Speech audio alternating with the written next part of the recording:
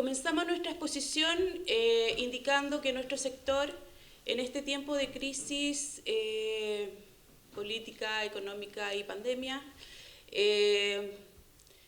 tuvo una transformación en el trabajo, yendo el 80% de los y las trabajadoras a teletrabajo. Ya eso es importante de mencionar. 8 horas para trabajar, 8 horas para dormir, 8 horas para el ocio. Qué importantes son esas afirmaciones. La reducción de la jornada laboral ha sido siempre una de las principales banderas de lucha de los y las trabajadoras. Por siglos un anhelo de bienestar físico, psicológico para miles de trabajadores y sus familias. Ya en un 1 de mayo de 1886, tras largas jornadas de movilización y de manifestación en Estados Unidos, se logró implementar o establecer la idea de la jornada de 8 horas, que se iba a extender por todo el mundo. En España se aprobó la jornada de 8 horas en abril de 1919, tras la huelga de la empresa eléctrica, la canadiense. Un siglo después, nuestra vida, la sociedad ha cambiado mucho.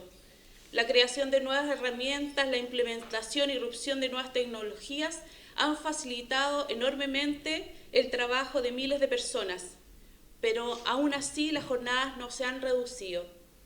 Estos avances no logran beneficiar a los y los trabajadores y sus familias. Desde nuestra confederación valoramos positivamente la reducción de la jornada máxima semanal.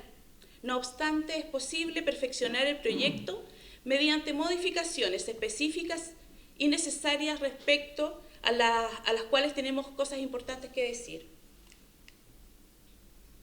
Primero que nada, el convenio número 47 de la OIT sobre las 40 horas se empezó a conversar en 1935 y se estableció en este año.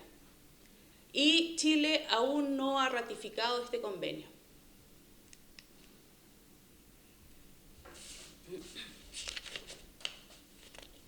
Las consecuencias de rebajar la jornada laboral. En realidad este proyecto viene a generar una mejora en la calidad de vida de miles de trabajadores y trabajadoras del país, sin que ello implique la disminución de sus remuneraciones, incluso incluye un sistema gradual en su aplicación. Hay efectos económicos que aún no hay una evidencia empírica, pero sí hay efectos humanos que ya tenemos una evidencia, que la reducción de la jornada laboral promueve la igualdad de género, el fortalecimiento sindical y la negociación colectiva, refuerza la productividad, igualmente se indica que los límites de las horas de trabajo pueden reducir las horas excesivas. Los efectos económicos, no hay ninguna relación o evidencia que diga que esto afecta la productividad de los trabajadores y trabajadoras. El proyecto original de esta ley indica o modifica solamente la parte donde dice sustitúyase la palabra 45 por 40.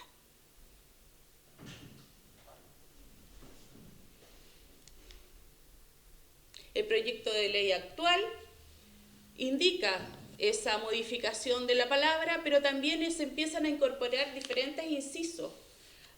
Por ejemplo, se incorpora el inciso segundo del artículo 22 del Código del Trabajo, la norma que establece la exclusión del límite de la jornada semanal para algunas categorías de trabajadores, que será la inspección del trabajo respectiva a la que califique la circunstancia que habilita el exhibir del límite de jornada ordinaria semanal a los trabajadores y trabajadoras. Esto a nosotros nos trae una situación de máximo problema, como indicaba al principio de esta exposición, ya que tenemos el 80% de las y los trabajadores en trabajo telemático o teletrabajo. Entonces esto implica que la reducción de la jornada laboral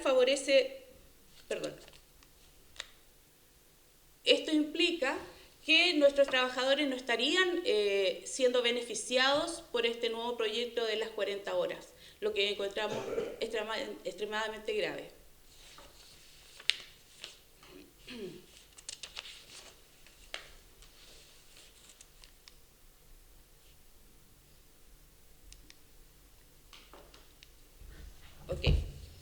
El proyecto... No, acá. Disculpen.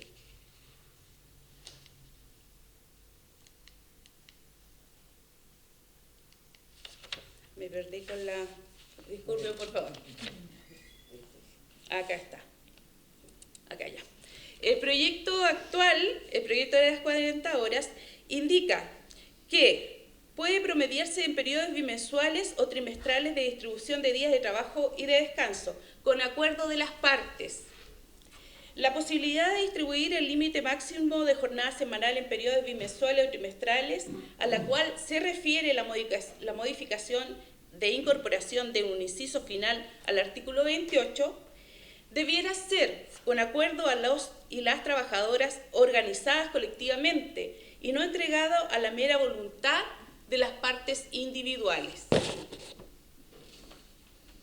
Y finalmente, por mi parte, quisiéramos indicar que la entrada en vigencia de esta nueva ley es excesivamente extendida. El plazo, en realidad, de 12 meses desde la fecha de su publicación se excede, es demasiado excedido. Y también el tema de las empresas que pueden empezar a acogerse a esta nueva ley, también encontramos que es demasiado gradual y demasiado extendido en el tiempo. La ley bajo ninguna circunstancia podrá representar una disminución de las remuneraciones actuales de los trabajadores y trabajadoras beneficiados. Eso es muy importante para nosotros también a considerar. Cuando hablamos de banco tenemos que hablar de tecnología. Fuertemente impactado la banca en general con toda la tecnología que se pone al servicio de los clientes y que está generando bastante irrupción. Básicamente porque se está implementando banca digital. Del año 2019 al año 2021, ¿cierto? Hubo un crecimiento pasamos de 10.000 clientes en banca digital a 19.000 clientes en banca digital. Eso está cambiando los modelos de negocio en la banca en general, con la implementación de nuevas tecnologías que han generado que sean mucho menos personas que hoy día concurran a las oficinas a atender y a hacer todos los servicios que la banca ofrece. Sin duda eso está generando, impactando en el empleo. Del 2010 al 2020 en Chile, en el sector financiero se han cerrado 440 oficinas.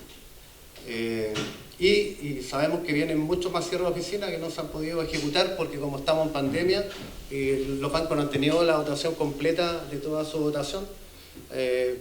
Por lo tanto, una vez que todo esto ya se termine, van a impactar mucho más en los cierres de oficinas y el empleo, producto de la transformación tecnológica. Es importante hablar de tecnología porque cuando hablamos de encuestas de opinión que se han realizado por diferentes medios, cuando se les pregunta a los CEO de las empresas si van a aplicar tecnología en sus empresas, ellos declaran que sí, el 70-80% declara que van a incorporar tecnología para mejorar sus procesos productivos. Así que por lo tanto, si a la banca le pega en general a las grandes empresas, sin duda va a impactar todos estos procesos de cambios tecnológicos que estamos desarrollando en nuestro país, tanto interno como externo, con la competencia internacional. Bueno, pero los bancos, a pesar de todas estas transformaciones que han tenido, siguen ganando mucho dinero. Son altísimas las utilidades del año 2020, 2021, en plena pandemia 2020, en 2021 con mayor razón, y al tercer trimestre seguimos ganando mucho dinero. Pero así todo sigue impactando el empleo. En enero del 2021 el Banco de Chile despidió 500 personas en plena pandemia y traje acá esta noticia del Banco Santander que el año pasado despidió 3.572 personas en la banca en Santander. ¿Por qué? Porque lo que se hace en Europa se hace en Chile y porque además es importante destacar lo que está en rojo, que a raíz de este cambio de modelo que se provoca y que se realiza, los cargos más impactados son los cargos administrativos y operativos. ¿Y por qué es importante? Porque nosotros como Confederación Bancaria hicimos un estudio hace muy poco, con un profesional, un académico, un decano de Sociología de la Universidad de Chile, para lograr entender y comprender cuál iba a ser el impacto de la tecnología en el empleo del sector financiero. Bueno, para no extenderme, básicamente traje esta lámina. Esta lámina nos permite decir y poder determinar que al igual que lo que pasa en España, los segmentos y los cargos más afectados con el riesgo, porque aquí estamos viendo el riesgo en la penúltima columna, Los riesgos de automatización están en los segmentos y en los cargos técnicos y administrativos. Y donde más se va a impactar en las mujeres, que es la columna de la derecha en rojo. Por lo tanto, las mujeres, que son las que cumplen la mayor cantidad de este tipo de cargos, van a ser los más impactados con toda esta transformación tecnológica que se está llevando a cabo en la banca en general. Y es preocupante porque nosotros en los últimos años más del 50% de la dotación de la banca son mujeres. O sea, todavía no hemos pagado la deuda que tenemos con las mujeres en términos profesionales y laborales, y hoy día tenemos la amenaza de mayor pérdida de puestos de trabajo. Por lo tanto, cuando uno dice la banca sí podría haber implementado las 40 horas, hace mucho tiempo que la banca podía haber implementado las 40 horas. Tanto por lo que gana, por lo que rente y todos los procesos tecnológicos que han implementado, que han hecho más eficiente el trabajo. Bueno, pero así como desaparecen cargos, aparecen nuevos cargos. Todos estos cargos están ya trabajando en la banca. Subgerente y data, Grandmaster con las metodologías ágiles, arquitectos, ciberseguridad, banca digital, gobierno de datos, etc. Lo relevante de estos cargos para nosotros es que todos estos cargos son teletrabajables, todos pueden teletrabajar. Y por eso nosotros hacemos énfasis de que las personas que están y que van a teletrabajar o están teletrabajando no pueden quedar exentas en la jornada. Porque el compromiso del teletrabajo es que tiene que haber una conciliación adecuada entre la vida familiar y el trabajo. Y si los trabajadores, este tipo de trabajadores queda exceptuado de la jornada laboral, sin duda va a afectar su calidad de vida. Lo vimos en pandemia, lo vimos durante todo este proceso, que quienes han estado teletrabajando han sufrido las consecuencias de no tener esa garantía. Bueno, y para los comentarios finales, valoramos positivamente este proyecto de las 40 horas ordinarias. Sin duda, 5 años pasados desde la presentación del proyecto de ley, y para nuestro entender es demasiado tiempo el que ha transcurrido. Es necesario volver al texto original y no perseverar en el proyecto que hoy se encuentra en el segundo trámite constitucional ante el Senado. Nuestra realidad en materia de jornada laboral es problemática. Los avances que se plantean deben partir de estos hechos, y esto no se refleja en el proyecto actual. Si no nos hacemos cargo del problema actual, de que el salario de las y los trabajadores hoy depende completamente de su productividad y no de su jornada laboral, vamos a tener leyes como la que comentamos que serán ineficaces y no cumplirán su objetivo.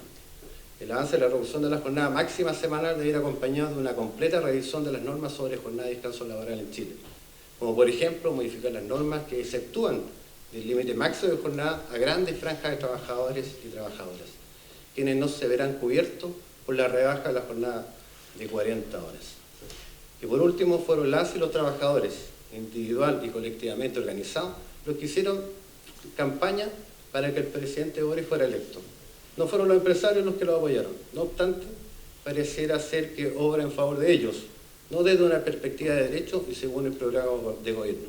Es preocupante. Muchas gracias.